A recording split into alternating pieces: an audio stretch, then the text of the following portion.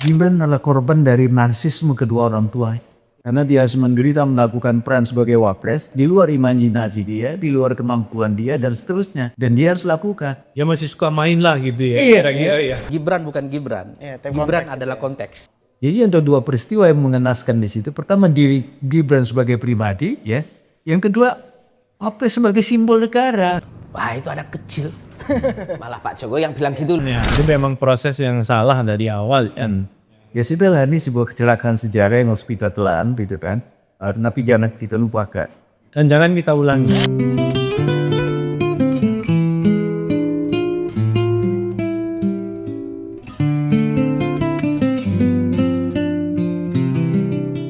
Hai, Anda kembali bersama saya lagi Bang Bill. Di video kali ini kita bahas soal salah seorang aktivis, pemikir politik, ya sekaligus juga mungkin beliau adalah pengamat. Yang di podcast kali ini obrolan beliau menurutku sangat menggugah, tapi juga bisa disebut menjadi sangat menyesatkan. Tanpa mengurangi rasa hormat terhadap beliau, saya kira apa yang disampaikan oleh Buya Tafta itu perlu juga mendapat kritik.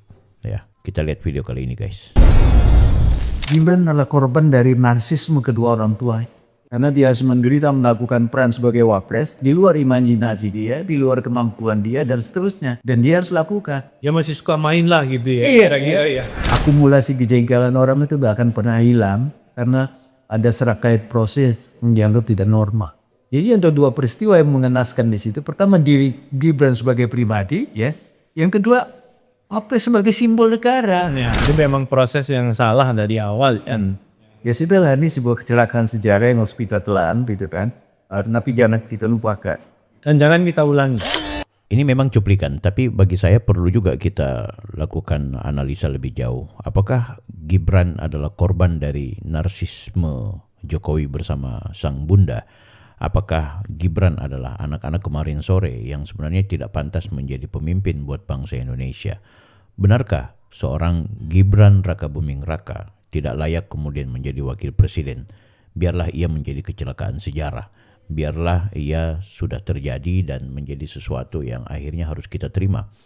Saya kira ini perlu kita jawab dengan rasional, perlu kita bantah juga. Meski sang Buya tadi memberikan pengetahuan dan logika yang menurutku juga menarik. Anda bisa lihat di panjangnya podcast ibarat Gibran itu sebagai ban serep. Anda bisa langsung cek sendiri, tapi bagi saya sepintas kita sudah mengetahui bahwa pembahasan di podcast tersebut dipastikan hanya untuk kemudian mempertanyakan kembali soal eksistensi seorang Gibran menjadi wakil presiden yang notabene-nya justru dinilai sebagai kecelakaan sejarah. Guys, hal-hal yang disampaikan tadi menurut saya juga patut kita ulik-ulik. Apakah Gibran anak ingusan? Pada dasarnya Gibran dinilai sebagai orang yang sebenarnya tidak patut dan tidak memiliki kemampuan layaknya wakil-wakil presiden yang pernah ditorehkan di negeri ini. Kalau kita mau membaca lebih jauh, apakah Gibran harus semestinya mengikuti Muhammad Hatta, mengikuti Tri Sutrisno, Yusuf Kalla, serta Budiono dan juga wakil-wakil presiden yang pernah menjabat?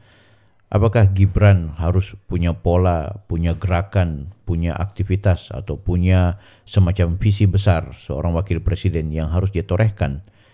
Bukankah apa yang dilakukan oleh Gibran adalah pengejawentahan dari sikap politik sebagaimana yang sudah diatur lewat undang-undang, termasuk ketika ia menjadi bagian dari pembantu presiden? Bagaimana mungkin seorang Gibran yang hari ini menjadi wakil presiden akan melakukan aktivitas yang tidak sesuai dengan apa yang menjadi program dan visi misi presiden? Bukankah semua yang menjalankan aktivitas ini berdasarkan gagasan seorang presiden, Prabowo? Ya, pun kalau seandainya Mas Gibran ingin memberikan kontribusi pemikiran, bagaimana dia mau mengonsepkan, bagaimana dia mau meramu sebuah program yang bisa diewentahkan, bisa diimplementasikan dalam perspektif ia sebagai wakil presiden, maka dipastikan itu didiskusikan lewat rapat kabinet atau pertemuan antara Pak Prabowo sebagai presiden dan juga Mas Gibran. Jadi, bagaimana mungkin Mas Gibran akan melakukan aktivitas yang sebenarnya aktivitas itu sudah diatur lewat mekanisme di mana wakil presiden akan menjalankan apa yang hari ini menjadi program besar dari Presiden Republik Indonesia. Nah guys, barangkali kita juga kalau membandingkan Gibran dengan wakil-wakil presiden yang lalu, apa yang perlu dibandingkan? Soal gagasan, soal pengetahuan, soal pengalaman, soal power, soal elektabilitas. Gibran adalah anak muda yang punya kemampuan terhadap semua itu. Dia punya elektabilitas yang bagus, dia adalah putra Jokowi yang luar biasa, dia adalah anak yang punya pengetahuan, dia juga pernah menjadi wali kota dengan segudang prestasinya, dia orang yang punya pengalaman. Memang nama besar Gibran tidak sebesar orang-orang yang pernah menjadi wakil presiden sebelumnya, di mana mereka-mereka tidak dibesarkan oleh orang tua seperti Gibran, yaitu dia dibesarkan oleh nama besar Jokowi. Namun Gibran sebagai pribadi, sebagai personal juga punya pengetahuan, punya pengalaman dan juga punya aktivitas. Jadi pada dasarnya Gibran adalah tokoh muda yang seharusnya itu diberikan ruang dan semacam apresiasi yang seharusnya kita berikan kepada beliau. Tanggapan dari Buya yang menilai bahwa Gibran adalah korban narsisme politik yang dimainkan oleh Jokowi itu juga adalah kesalahan. Mengingat Jokowi orang yang sangat demokratis, ia memberikan ruang sebebas-bebasnya kepada anak-anaknya untuk berekspresi, baik di politik maupun juga sebagai entrepreneur. Sehingga itu ketika kemudian Gibran dinilai sebagai orang yang sebenarnya menjadi pribadi yang seharusnya masih anak muda, masih harusnya ditimang, ini adalah kesalahan besar. Gibran bukan anak kemarin sore, usianya udah 30 tahun ke atas, dia bukan anak yang belum menikah, dia bukan anak muda yang tidak punya pengalaman. Sehingga itu, apapun yang dia lakukan hari ini, itu adalah ekspresi dari kebebasan ia sebagai tokoh muda, bukan sebagai anak Jokowi yang dipaksakan untuk menjadi wali kota apalagi wakil presiden. Nah, untuk membuktikan itu, saya perlihatkan kepada kalian semua bagaimana Anies Mata memberikan kesaksian bahwa Gibran dicalonkan diri sebagai wakil presiden itu bukan karena keinginannya, apalagi keinginan Pak Jokowi, melainkan itu juga bagian dari strategi politik yang dimainkan oleh Prabowo. Ditambah Gibran setelah mendapatkan kesempatan tersebut, ia merasa terhormat mengingat Pak Prabowo di usianya yang sudah cukup tua memberikan apresiasi kepada anak muda untuk menjadi pemimpin, dalam hal ini wakil presiden, yaitu Mas Gibran. Kita lihat secara langsung guys. Secara umum, kebijakan besar kita di koalisi ini adalah penetapan cawapres seluruhnya diserahkan kepada capres. Jadi seluruhnya diserahkan kepada Pak Prabowo.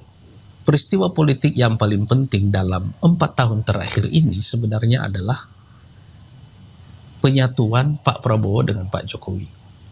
Isu tentang politik dinasti ini tidak ada relevansinya dalam sistem demokrasi. Orang tunduk kepada aturan dalam sistem demokrasi itu yang namanya elektabilitas. Dalam konteks inilah saya menegaskan bahwa alasan pertama kita mendukung Gibran sebagai cawapres Pak Prabowo adalah melanjutkan rekonsiliasi yang sudah ada antara Pak Prabowo dengan Pak Jokowi. Iya, dari sisi ini Anies Mata akhirnya sudah menegaskan bahwa apa yang kemudian menjadi cita-cita besar Presiden Prabowo ke depan adalah melanjutkan apa yang kemudian pernah ditorehkan antara Prabowo dan Jokowi, yaitu rekonsiliasi, termasuk melanjutkan pembangunan-pembangunan yang sudah disiapkan oleh Jokowi. Nah guys, seharusnya kita membaca ini secara objektif. Kita sebagaimana yang disampaikan oleh Anies Mata bahwa yang namanya Indonesia menggunakan atau menganut sistem demokrasi.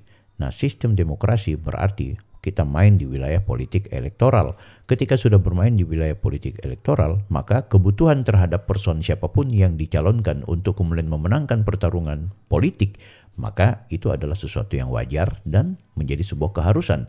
Kalau kemudian dengan kehadiran Gibran, Prabowo bisa melejit dan bisa memenangkan pertarungan, sehingga misi politik yang dimainkan oleh Gerindra dan juga Prabowo serta semua koalisi yang bersatu bersama Prabowo, maka itu adalah sesuatu yang positif dan perlu diapresiasi.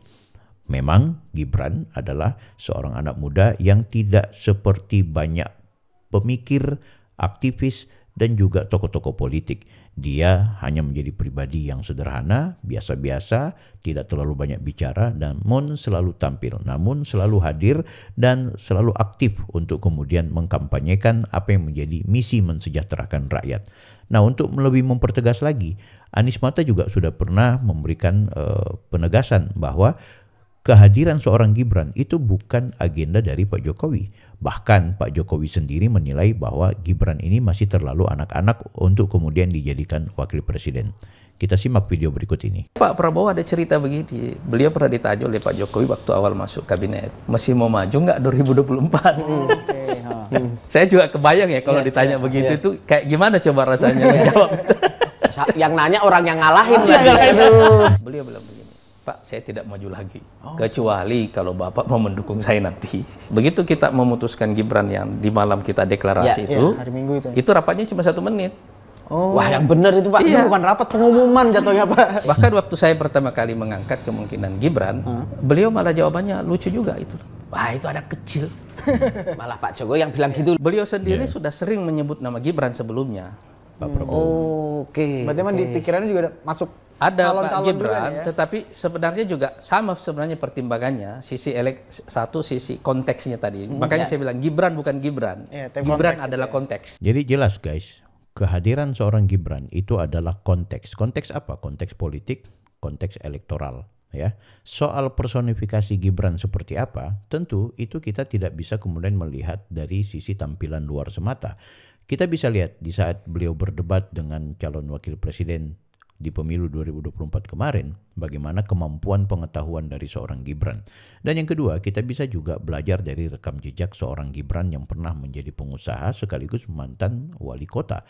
Wali kota adalah orang yang tentu memimpin kota secara langsung, melihat dinamika kehidupan sosial, ekonomi, politik, kebudayaan, peradaban yang ada di kota. Sehingga itu pengalaman sebagai kepala daerah yang kemudian diberikan kesempatan menjadi wakil presiden itu justru memperkuat bahwa seorang Gibran bukan anak ingusan, bukan anak kaleng-kaleng dan tidak bisa kita pandang enteng. Jangan juga menyebut bahwa Gibran adalah kecelakaan sejarah.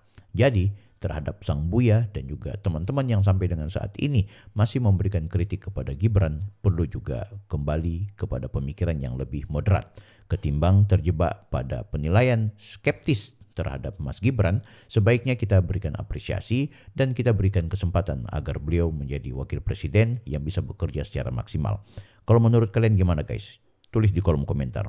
Saya Bang Bil, Offside.